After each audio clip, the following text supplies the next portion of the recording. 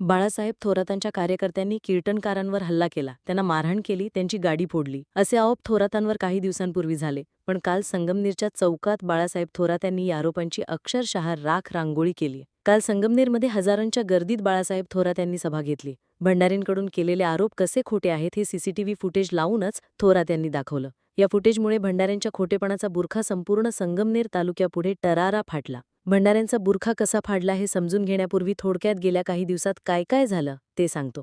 तर बाळासाहेब थोरातांच्या कार्यकर्त्यांनी कीर्तनकार महाराजांवर मारहाण केल्याची बातमी 17 ऑगस्टला आली. महाराजांकडून थोरातांच्या कार्यकर्त्यांवर आरोप करण्यात आले, एफआयआर करण्यात आली. एफआयआरमधल्या माहितीनुसार निलेश गायकवाड, अनिल राऊत, वैभव गायकवाड आणि तुळशीराम दिगे या चौघांनी कीर्तन चालू असताना जाणीवपूर्वक गोंधळ घातला. महाराजांच्या अंगावर धावून गेले. 8 ते 10 लोकांनी गोंधळ घालत तुम्ही सप्ताह कसा करतात ते पाहतो असं म्हणत कीर्तनाचा कार्यक्रम बंद पाडला. महाराजांची गाडी MA14 GS 2856 ची तोडफोड केली असे आरोप करण्यात आले. 17 ऑगस्टपासून राज्यातल्या वेगवेगळ्या नेत्यांनी देखील या घटनेवर प्रतिक्रिया दिली. एकूणच बाळासाहेब थोरात यांच्या कार्यकर्त्यांनी महाराजांवर मारहाण केल्याचे आरोप सुरू झाले. छत्रपती शिवाजी महाराजांवर कीर्तनकार भंडारे बोलत होते, हिंदुत्वावर बोलत होते म्हणून महाराजांना मारहाण झाल्याचे आरोप भंडाऱ्यांच्या समर्थकांकडून होऊ लागले. त्यातच भंडाऱ्यांच्या समर्थनार्थ संगमनेरमध्ये मोर्चा देखील निघाला. आता काल सभा घेत थोरात यांनी भंडाऱ्यांचा खोटेपणा समोर आणला. बाळासाहेब थोरात यांनी त्यांच्याच विरोधात लावलेला ट्रॅप कसा सोडवला पाहूयात या व्हिडिओतून. नमस्कार, मी कावेरी पाटील आणि तुम्ही पाहताय आवाज महाराष्ट्राचा. बाळासाहेब थोरात यांनी काल संगमनेरमध्ये जंगी सभा घेतली. या सभेला हजारोंची गर्दी झाली होती. बाळासाहेब थोरात जेव्हा बोलायला उभा राहिले तेव्हा आपल्यावर कसे हिंदुत्वाच्या विरोधात असल्याचे आरोप केले जाऊ लागलेत हे सांगत आपलं घर संत परंपरेचा वारसा सांगणार आहे, गावचा सप्ताह करणार आहे हे सांगण्यास सुरुवात केली. पण हे करत असताना भंडारी नामक व्यक्तीला आपण महाराज म्हणणार नाही असं म्हणत एक एक करत भंडाऱ्यांकडून करण्यात आलेले 5 आरोप कसे खोटे आहेत याचं सीसीटीव्ही फुटेजच लोकांसमोर आणलं. आता हे 5 आरोप काय होते आणि बाळासाहेब थोरात यांनी हे सर्व आरोप उलथवून टाकत भंडाऱ्यांचा खोटेपणा कसा जगजाहीर केला ते पाहू. तर थोरातांवर पहिला आरोप भंडाऱ्यांनी केलेला तो म्हणजे त्यांच्या गाडीची तोडफोड. थोरातांच्या कार्यकर्त्यांनी गाडी फोडली आरोप भंडाऱ्यांनी केल्याचा हुजुगा भंडारींकडून सुरू झाला होता. घटना झाल्यानंतर महाराजांच्या कार्यकर्त्यांकडून एक व्हिडिओ प्रकाशित करण्यात आला, ज्यामध्ये महाराजांच्या नावावर असलेल्या MA14 GS 2856 या गाडीची तोडफोड झाल्याचं दाखवण्यात आलं होतं. गाडीच्या डाव्या बाजूच्या चाकाणी बोनेटचा भाग फोडल्याचं सांगण्यात आलं. यावर थोरात यांनी गेल्या आठवड्यात भंडाऱ्यांची गाडी कोणकोणत्या टोल नाक्यावर आली होती त्याचंच फुटेजच समोर आणलं. आरोप असलेल्या निलेश गायकवाड यांच्या पत्नी प्रियंका गायकवाड यांनी हे फुटेज माहिती अधिकारात मिळवल्याचं सांगत गाडीचं फुटेज दाखवलं. यामध्ये पहिले फुटेज होतं 10 तारखेच्या मध्यरात्री 1 वाजता. भंडाऱ्यांची गाडी हिवरगाव पावसा टोल नाका क्रॉस करताना दिसते, ज्यामध्ये सरळ सरळ गाडी फुटल्याचं दिसतं. त्यानंतर 11 तारखेला हीच गाडी चाळकवाडी टोल नाक्यावर दिसते, ज्यामध्ये गाडी फुटल्याचं दिसतं. म्हणजेच थोरातांच्या कार्यकर्त्यांनी गाडी फोडली असा आरोप भंडारी महाराजांनी केलाय, तो सरळ सरळ खोटा असल्याचं दिसतं. 10 आणि 11 तारखेच्या फुटेजमध्ये म्हणजेच घटनेच्या 5-6 दिवसांपूर्वीपासूनच गाडी फुटल्याचं दिसतंय.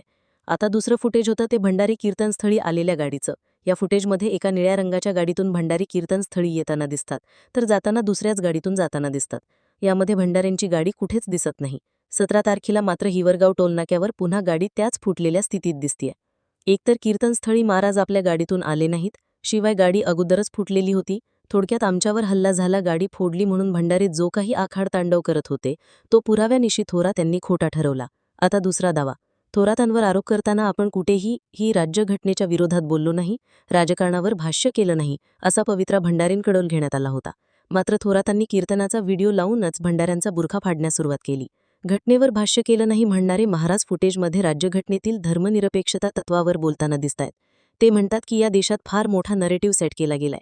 शाळेच्या भिंतीवर, नगर परिषदेच्या गाडीवर लिहून टाकायचं सर्व धर्म समभाव. लोकांना वाटतं हे वेदातलं नाही तर गीतेतलं वाक्य आहे. हे वाक्य जगातलं सर्वात खोटं वाक्य आहे, 1 नंबरचं खोटारडं आणि घाणेरडं वाक्य आहे. वास्तविक कीर्तनाच्या आडून भंडारी राज्यघटनेतील तत्वावरच भाष्य करत आहेत. मात्र त्यांनी पवित्र आपण काही बोललो नाही असाच घेतला होता. थोरातांनी याचे देखील पुरावे दिले. राजकारणावर भाष्य केलं नाही म्हणणारे भंडारी कीर्तनस्थळी आमदार खताळे आल्यानंतर आपली गादी सोडून खताळ्यांच्या पाया पडण्यासाठी जातात. वास्तविक कीर्तनकारांची गादी ही श्रेष्ठ समजली जाते. एकदा कीर्तन सुरू झाल्यानंतर ही पवित्र गादी सोडू नये असे संकेत आहेत. भंडारी मात्र खताळे येताच गादी सोडून खताळ्यांच्या पाया पडतात. वास्तविक हाच खताळ्यांनी केलेला हिंदुत्वाचा अपमान आहे. थोडक्यात राजकारण नव्हतंच असं म्हणणाऱ्या भंडाऱ्यांचा बुरखा इथेही थोरातांनी उघडा केला. आता तिसरा दावा, तो म्हणजे भंडारे छत्रपती शिवरायांबाबत बोलत असताना विरोध करण्यात आला. भंडारींकडून दावा करण्यात आला होता की आपण छत्रपती शिवछत्रपतींबाबत बोलत होतो. अफजल खान वधाबाबत सांगत असताना आपल्यावर हल्ला करण्यात आला. पण थोरातांनी दाखवलेल्या फुटेजमध्ये तणावाचं कारण वेगळंच असल्याचं दिसतं. 9:30च्या सुमारास कीर्तनकार भंडारे बोलत असताना गर्दीतून निलेश गायकवाड महाराज अभंग सोडवायचा राहिला असं म्हणताना दिसतायत. यावर कोण म्हणलं अभंग सोडवायचा राहिला असे विचारत निलेश गायकवाडांना 11पर्यंत दमकाड, तुला 11 वाजता मोक्षच देतो असं म्हणताना दिसतायत. त्यावर गादीची संहिता आहे महाराज असं गायकवाड महाराजांना सांगताना दिसतायत. यावर भंडारी महाराज, अरे बेट्या तुला तेच सांगतोय, तुला 11 वाजता मोक्ष देतो, तुला मोक्ष नाही भेटला तर कंप्लेंट कर माझ्यावर असं म्हणताना दिसतायत. 9:30 वाजता हा प्रसंग झाल्यानंतर भंडारेंनी कीर्तन सुरू केलं. त्यानंतर 10 वाजता म्हणजे अर्ध्या तासांनी पुन्हा निलेश गायकवाडांना डिवचत, जो मला मगाशी अभंग सोडवा म्हणाला त्याने संपूर्ण अभंग म्हणावा म्हणून शांत असलेल्या गायकवाडांना डिवचण्यास सुरुवात केली. गायकवाडांना हा सायको आहे असं म्हणत, तू अभंग म्हण, तुला आजचंच मानधन देतो असं सांगण्यास सुरुवात केली. इथे निलेश गायकवाड मी श्रोता आहे महाराज असं म्हणत उभा राहिल्याचं दिसतं. इथे सर्वात पहिल्यांदा महाराजांच्या बरोबरचे लोक गायकवाडांच्या अंगावर धावून गेल्याचं दिसतं. तर गायकवाडांच्या समर्थनार्थ काही लोक मध्ये पडल्याचं दिसतं. पण आणामारी झाल्याचं कुठेच दिसत नाही. थोडक्यात छत्रपती शिवरायांच्या नावाने भंडाऱ्यांनी जनमत गोळा करण्याचा केलेला प्रयत्न कसा खोटा आहे हे थोरात्यांनी दाखवून दिलं. भंडाऱ्यांना अभंग सोडवा म्हणून केलेली विनंती आणि भंडाऱ्यांनी पुन्हा डिवचणं यात भंडारी खोटे पडलेले दिसून येतं. नंतरचा चौथा मुद्दा होता तो म्हणजे थोरात्यांच्या समर्थकांकडून भंडाऱ्यांना जीवे मारण्याचा झालेला प्रयत्न. थोरात्यांनी संपूर्ण कीर्तनाचं फुटेजच दाखवलं. कीर्तनादरम्यान झालेल्या किरकोळ भांडणानंतर भंडारी तिथेच उभा आहेत. कीर्तनानंतर ते व्यवस्थितपणे निघून जाताना सीसीटीव्हीमध्ये दिसतायत. ते थांबलेत, लोकांशी बोलतायत, बाकीचे लोक तिथेच आहेत आणि वाद विसरून सगळं व्यवस्थित चालू आहे असं दिसतंय. मग हल्ला नेमका झाला? हल्ला झाला तर भंडारे इतके निवांत कसे? हल्ला झाला तर ते लोकांसोबत इतके निवांतमध्ये गप्पा मारताना कसे काय दिसतात?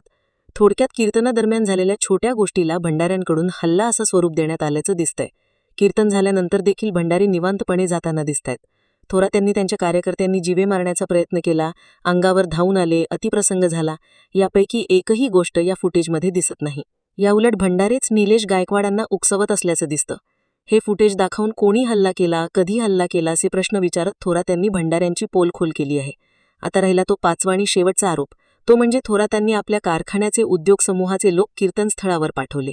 थोरात्यांनी कशाप्रकारे एका गावच्या सप्ताहात आपल्या उद्योग समूहातील लोकांना घुसवलं आणि त्यांचे कर्वे मारहाण करण्यात आली असं स्वरूप या घटनेला भंडाऱ्यांकडून देण्यात आलं. या आरोपांमुळे कुठेतरी कीर्तनात वादंग निर्माण करण्याचा पूर्वनियोजित कट होता असा प्रयत्न भंडाऱ्यांकडून करण्यात आला. पण या आरोपांना देखील मूठ माती देण्याचं काम थोरात्यांनी केलं. थोरात्यांनी थेट गावामध्ये असणाऱ्या कर्मचाऱ्यांची संख्याच लोकांसमोर मांडली. संगमनेर जवळ असलेल्या घुलेवाडीत अमृत उद्योगाचा विस्तार झाला. या गावात तब्बल 1658 कर्मचारी वास्तव्यास असल्याचं, त्यापैकी 857 घुलेवाडीत मतदार असल्याचं, तसेच गावकरी असे 654 कर्मचारी असल्याची माहिती थोरात्यांनी दिली. थोडक्यात अमृत उद्योग समूहाचे लोक थोरात्यांनी गावच्या सप्ताहात घुसवले असं म्हणणाऱ्या भंडाऱ्यांचा दावा इथे खोटा ठरतो. कारण ज्या गावात 1658 लोक थोरात्यांच्या उद्योग समूहात कर्मचारी असतील तर सप्ताहात कीर्तनात यापैकी लोक येणारच हे वस्तुस्थितीला धरूनच आहे. थोडक्यात काय तर संगमनेरच्या चौकातच भंडाऱ्यांच्या खोटेपणाचा बुरखा थोरात्यांनी फाडला.